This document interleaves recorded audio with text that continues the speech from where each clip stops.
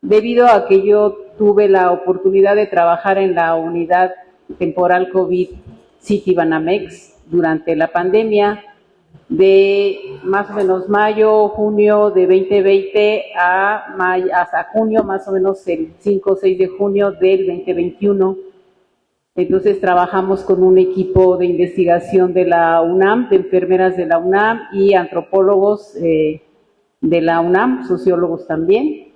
Entonces esa experiencia me permitió tener una visión de lo que había sucedido en la unidad temporal COVID-19 Citibanamex aquí en la Ciudad de México, en el Exhipódromo, ¿no? En este centro de espectáculos de Slim, ¿no? Incluso le decían San Slim, ¿no? Entonces, de allí que me invitaran, ¿no? Entonces creo que hubo coincidencias muy importantes de la experiencia de los jóvenes, tanto médicos como enfermeras. Nosotros trabajamos exclusivamente con enfermeras, pero yo también participé en una tesis doctoral de ese mismo sitio, en un alumno del CIESAS de la Ciudad de México, pero exclusivamente con los médicos. Y entonces sí tiene razón la doctora María José cuando señala esta perspectiva de ser héroes, ¿no? Que finalmente los hicieron trabajar horas interminables y darnos parte de sus jóvenes vidas, ¿no? Voy a leer un fragmento del posfacio.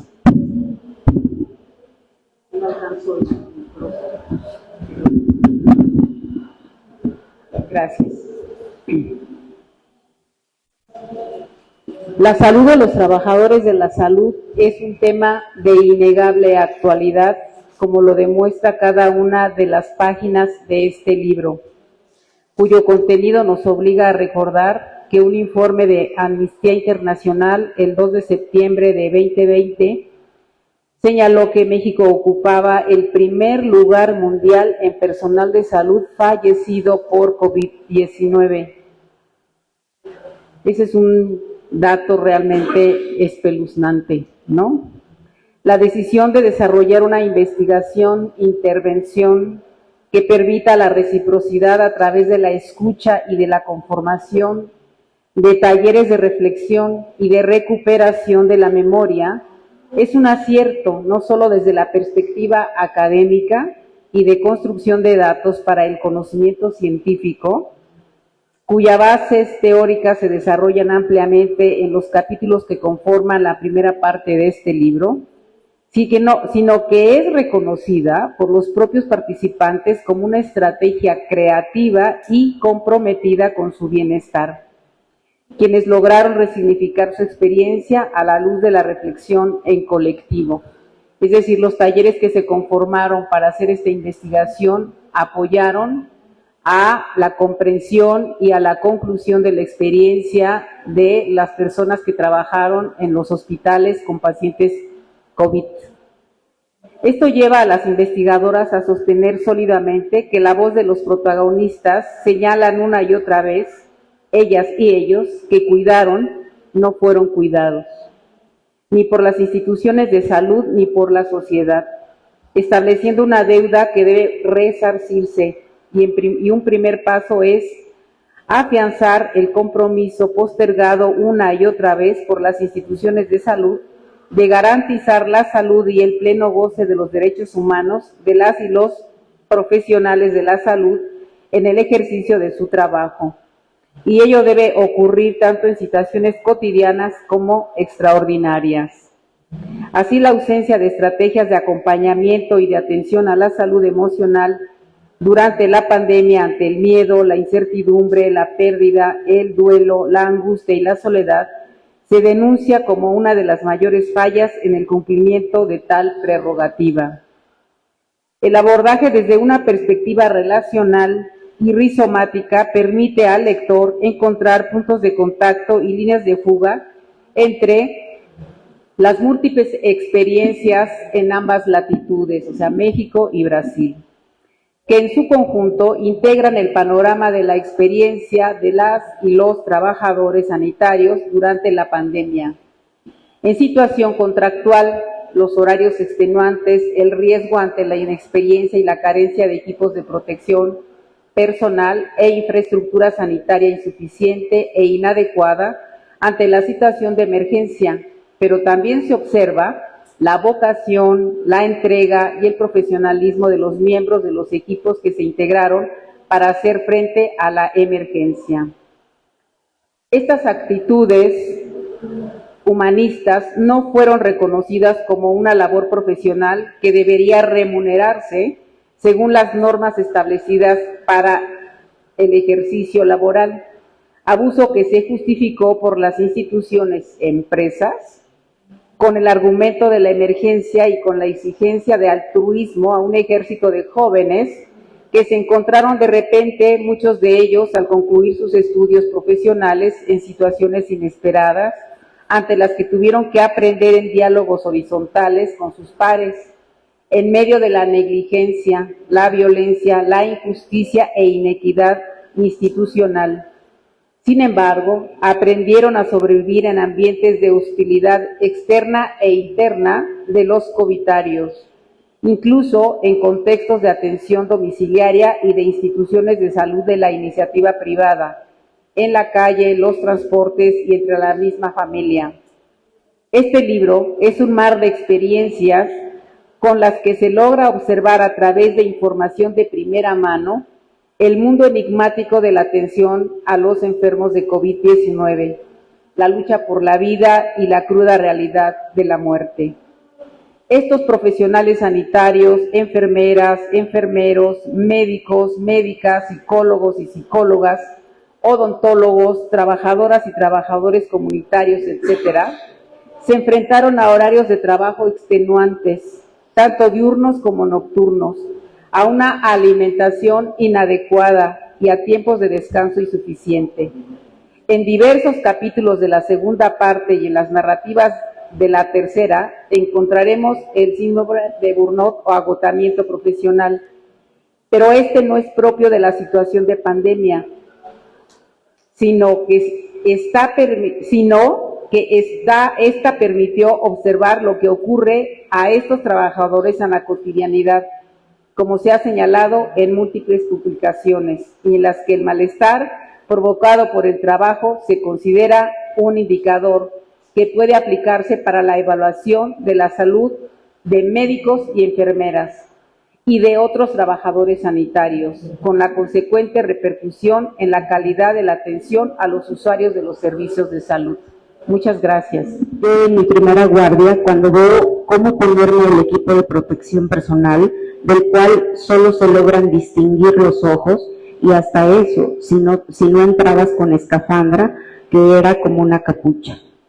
Cuando entré por primera vez, ver correr a todos de un lado a otro, mis compañeros apurarse para poder dar a todos los cuidados de los pacientes, algunos ya con mucha sed, ganas de ir al baño, hambre, etcétera.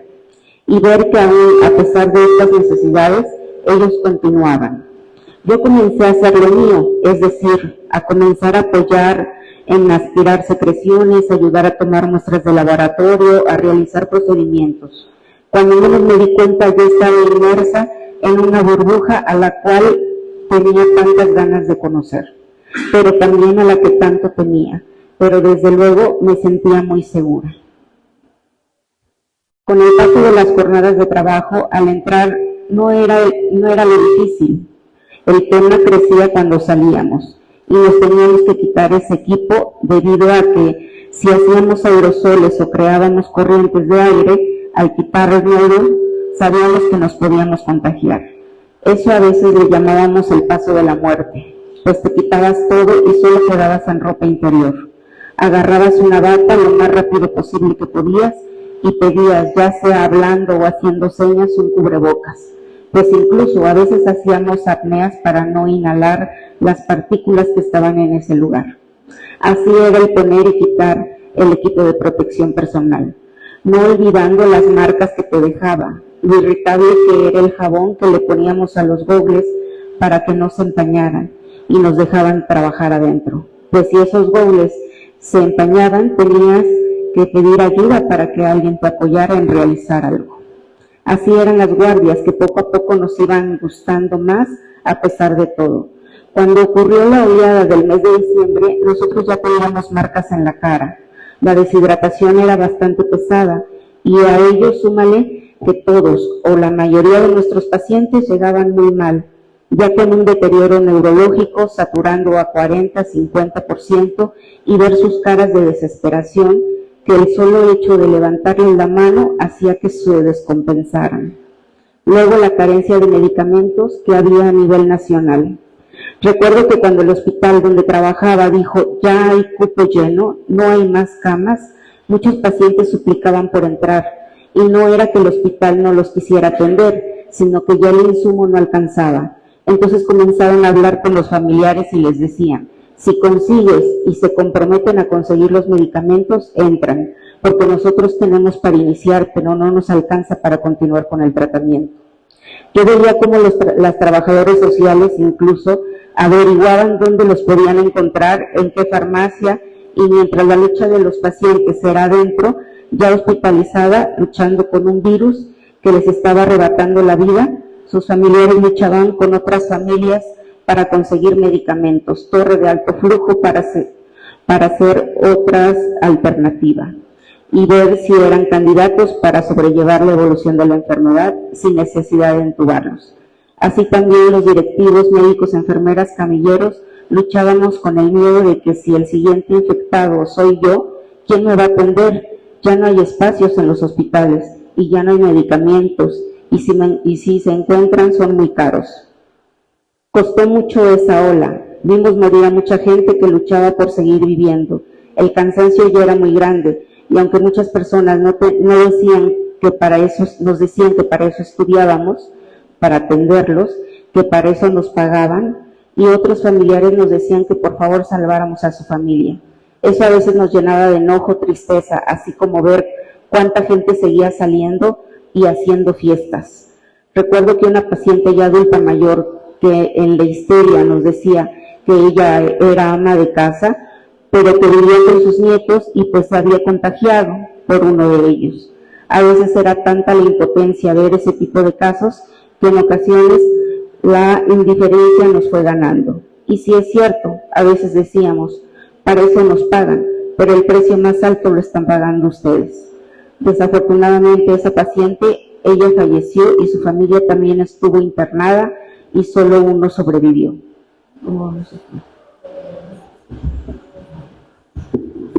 Muchísimas gracias por esta narrativa que ejemplifica muy bien el contenido del libro. Tenemos la oportunidad ahora de escuchar algún comentario que quiera hacer algún presente, alguna pregunta. Adelante, por favor. Bueno, primero que nada, felicidades porque